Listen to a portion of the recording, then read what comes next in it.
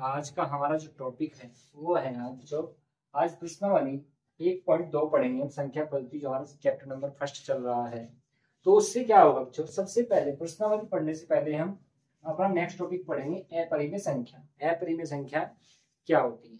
तो अपरिमेय संख्या वे संख्याएं होती हैं जिनको p अपॉन क्यू के फॉर्म में रूप में दर्शाया नहीं जा सकता है। तो कैसे करना है, जैसे कि हमारे पास कि हम डेफिनेशन देखेंगे, इसकी परिभाषा क्या होती है। अपरिमेय संख्या क्या होती है? ऐसी संख्या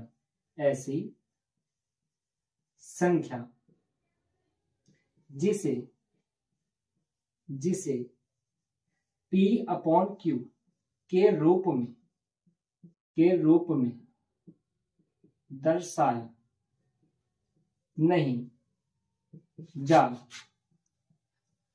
सकता। तो क्या होती है अपरिमेय संख्या? क्या होती है? ऐसी संख्या जिसे p अपॉन क्यू की फॉर्म में दर्शाया नहीं जा सकता। जैसे कि हमारे पास √2 क्या है? एक अपरिमेय संख्या है। अब बच्चों आप बोलोगे कि सर ये √2 तो क्या है, इसके p अपॉन क्यू की फॉर्म में लिखा जा सकता है, क्योंकि क्या है अपॉन में क्या है 1 है। और इसमें आपको क्या करना है, हम कैसे पता करते हैं कि अपरिमेय संख्या है? तो आपको इन 3 कंडीशन को इसमें फॉलो करना है। अगर ये 3 कंडीशन इसमें फॉलो हो रही हैं तो ये क्या है, एक परिमेय संख्या है। अगर नहीं हो रही है तो अपरिमेय संख्या। तो हम देखते हैं, जैसे कि हम क्या है p अपॉन क्यू, सबसे पहली कंडीशन हमारी क्या है कि p अपॉन क्यू की फॉर्म में। p अपॉन क्यू की फॉर्म में तो ये है, but q not equal to 0। Second क्या है हमारे पास, q नॉट इक्वल टू 0।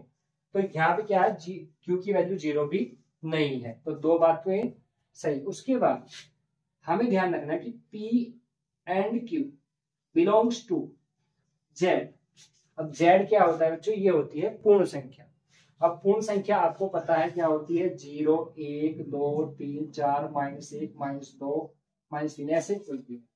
तो जो p और q है वो क्या होनी चाहिए, एक पूर्ण संख्या होनी चाहिए। तो हमारे पास क्या है, जो √2 है, ये दो कंडीशन तो यहाँ पे लग रही है, पर तीसरी जो कंडीशन है वो यहाँ पर नहीं लागू होती है। तो इसमें क्या है, जो √2 है वो क्या है, एक पूर्ण संख्या नहीं है। क्योंकि पूर्ण संख्या क्या होती है, 1 2 3 और -1 और 0, ये होती है पूर्ण संख्या। तो यहाँ पे √2 क्या है, पूर्ण संख्या नहीं है। तो इसलिए क्या है, √2 क्या है, एक अपरिमेय संख्या है। ऐसे ही क्या है, √3 भी क्या है, एक अपरिमेय संख्या है।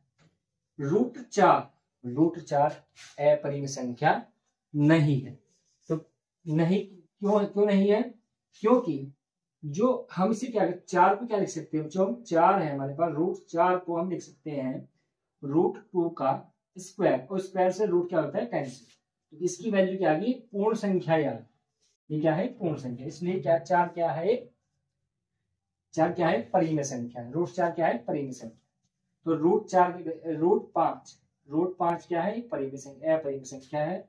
और रूट क्या है, 6 भी क्या है, अपरिमेय संख्या है। √7 भी और √8 भी, और √9 नहीं है, जिसका भी हम वर्गमूल निकाल सकते हैं आसान तरीके से रूट में, तो वो क्या है, परिमेय संख्या है। बाकी सब क्या है, अपरिमेय संख्या है।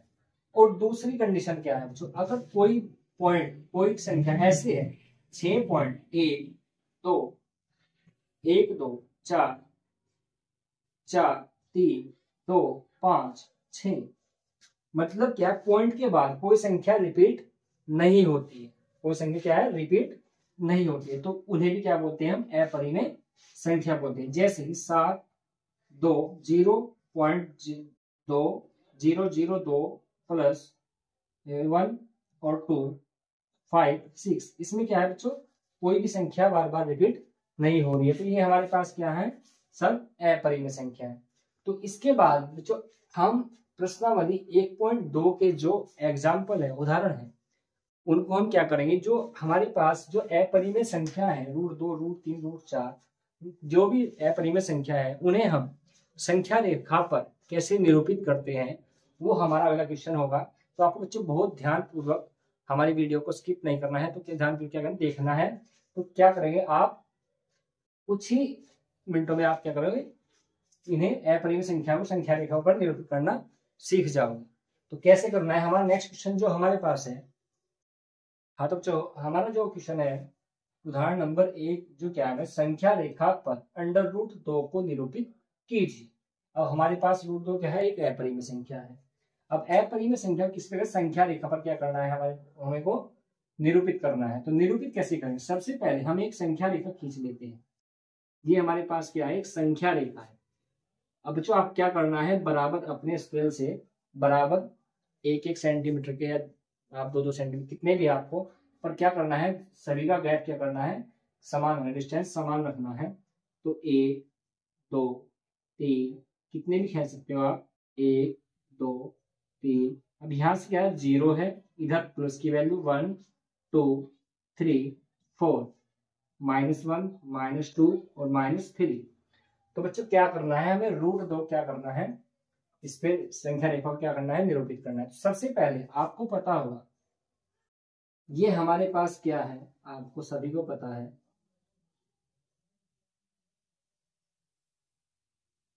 ये हमारे पास क्या है, एक समकोण त्रिभुज है जिसका एक कोण क्या है, 90 डिग्री है। इसे मान लेते हैं कुछ भी A B C है। अब हम अगर इसे, ये सामने वाली जो भुजा होती है, ये होते हैं हमारे पास कर्ण, क्या होती है, कर्ण। ये होता है हमारे पास लंब और ये होता है हमारे पास आधार। ठीक है बच्चों, इस एंगल के लिए, इस एंगल के लिए लंब ये है और आधार ये है। तो उससे क्या करना है, हमें √2 निकालना है। अगर मैं मान लूं कि लंब कितना है हमारे पास, 1 है, आधार भी कितना है, 1 है, तो बच्चों क्या करोगे आप, पाइथागोरस थ्योरम आपको याद आया होगा समकोण त्रिभुज से, पाइथागोरस प्रमेय, पाइथागोरस प्रमेय। ठीक है बच्चों, उसके बाद अब इस ट्रायंगल में जो त्रिभुज है हमारे पास, इसमें पाइथागोरस प्रमेय का यूज करेंगे। तो पाइथागोरस प्रमेय क्या होता है बच्चों, जो बड़ी भुजा का वर्ग होता है और जो बड़ी भुजा का वर्ग होता है वो बराबर होता है अन्य दो भुजाओं के वर्गों के योग के। तो क्या होता है, कर्ण पर बना हुआ मतलब कर्ण का स्क्वायर, कर्ण का स्क्वायर बराबर लंब का स्क्वायर प्लस आधार का स्क्वायर। तो बच्चों हमारे पास क्या है, कर्ण क्या है, AC है, AC का स्क्वायर, और लंब कितना है हमारे पास, 1 का स्क्वायर, और आधार भी कितना है, 1 का। तो हम क्या करेंगे, 1 + 1 कितना है बच्चों, 2।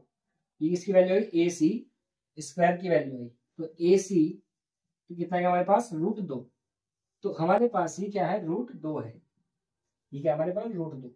तो आपको बच्चों क्या पता लगा है इससे, ये हमारे पास जो समकोण त्रिभुज, तो हम यहाँ से इसे स्टार्ट करेंगे 0 बिंदु से। हमें सबसे पहले 1 पे चलना है, कितनी दूरी लेनी है, 1। तो हम यहाँ से 1 चलेंगे, 1 दूरी चली हमें। उसके बाद एक ही दूरी कितनी चलनी है, ऊपर की साइड चलनी है। अब एक ही हमने यहाँ चली है। उसके बाद क्या करना है बच्चों, अब जो यहाँ से यहाँ तक की जो दूरी होगी वो कितनी होगी, √2। अब √2 जो है दूरी है, हमें क्या करना है, संख्या रेखा पे क्या करनी है, निरूपित करनी है। तो बच्चों आपको जो प्रकार होता है आपका, तो यहाँ से जो दूरी भरनी है इतनी, और उसमें ऐसे चाप लगाना है, ऐसे यहाँ से दूरी बढ़नी है और ऐसे क्या करना है, चाप लगाना है।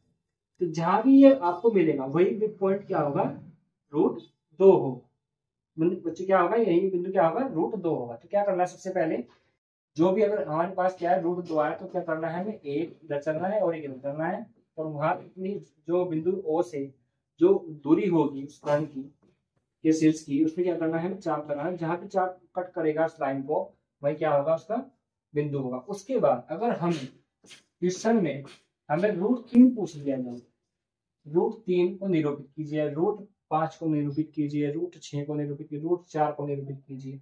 बच्चों क्या करना है आपको, इस लाइन, ये हमारे पास लाइन है, ये इसका कारण है, इसमें क्या करना है बच्चों, 1 सेंटीमीटर है हमारे पास है, तो आपको एक एक का क्या करना है, लंब खींच लेना है। 1 सेंटीमीटर क्या हमारे पास ये लंब खींच लेना है। तो यहाँ से जो ये वैल्यू होगी, ये होगी √3, और जब √3 को संख्या रेखा पर निरूपित करेंगे तो फिर हम क्या करेंगे, इतनी दूरी करेंगे इसमें, और आपको कैसे करना होगा, ऐसे करना होगा। तो हमारे पास क्या है, √3 हमारे पास यहाँ पे। उसके बाद में रूट 4 निकालना, तो आपको फिर इस जो हमारे पास करने से यह करना पड़ेगा, लब डालना पड़ेगा। तो ऐसे ही आप क्या कर सकते हो, किसी भी अपरिमेय संख्या को संख्या रेखा पर निरूपित कर सकते हो। और बच्चों आपको क्या करना है, हमारी वीडियो को कंटिन्यू देखना है, और आपको हम अपने वीडियो में जो 9 to 12 का कोर्स है, मैथ एंड फिजिक्स, तो आप क्या होगा, हमारे यहाँ पे कंप्लीट कोर्स फ्री कराया जाएगा। जो आपको बस चैनल को क्या करना है, सब्सक्राइब और वीडियो को लाइक करना है।